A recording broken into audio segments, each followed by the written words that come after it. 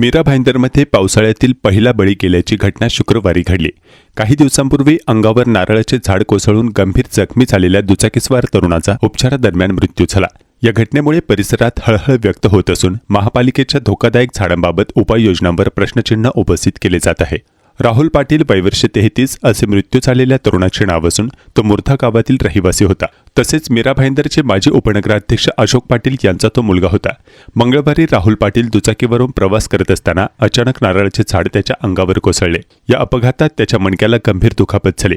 त्यानंतर त्याच्यावर शस्त्रक्रिया करण्यात आली होती आणि रुग्णालयाच्या अतिदक्षता विभागात त्याच्यावर उपचार सुरू होते। मात्र शुक्रवारी उपचारादरम्यान त्याची मृत्यूशी सुरू असलेली झुंज अपयशी ठरली। मागील आठवड्यापासून शहरात रिमझिम स्वरूपाचा पाऊस सुरू असून अद्याप अतिवृष्टी झालेली नाही। तरीही विविध भागांत झाडे कोसळण्याच्या घटना वाढल्या आहेत। धोकादायक झाडांचे वेळेत सर्वेक्षण आणि छाटणी न झाल्यामुळे अशा घटना घडत असल्याचा आरोप नागरिकांकडून केला जात आहे। झाड कोसळून एका तरुणाचा बळी गेल्यानं महापालिकेच्या कार्यपद्धतीविरोधात संताप व्यक्त केला जात असून धोकादायक झाडांवर तातडीने कारवाई करण्याची मागणी जोर धरू लागली आहे। नमस्कार, मी संदीप राणे, शहराध्यक्ष मीरा भाईंदर, महाराष्ट्र सेना।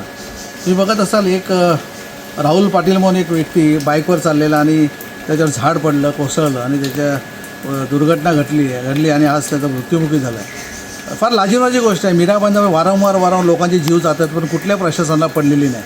फक्त योजना फक्त कागदावरच आहेत। या वृक्ष अधिकाऱ्यांच्याबद्दल एवढं सांगायचं, नागेश विरकर म्हणून आहेत, हे ऑफिसमध्ये कधी भेटत नाहीत, कधी यांना फोन केला तर कधी उचलत नाहीत, ऑफिसमध्ये नसताच।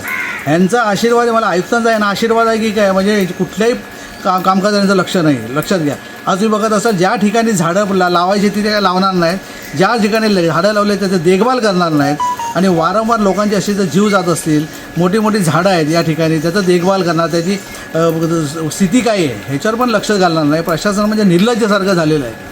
त्यामुळे आयुक्तांना मला कळकळीची विनंती आहे की तुम्ही यांच्यावर गुन्हा दाखल करायला पाहिजे, 106 प्रमाणे गुन्हा दाखल व्हायला पाहिजे। मी आताच पत्र दिलं आहे CP साहेबांना, यांच्यावर गुन्हा दाखल आहे। वारंवार लोकांचे जीव जात आहेत, लक्षात घ्या, कुणाचाही लक्ष नाही याच्यावर। त्यामुळे जे कठोर कारवाई व्हायला पाहिजे, महाराष्ट्र सेनेची मागणी।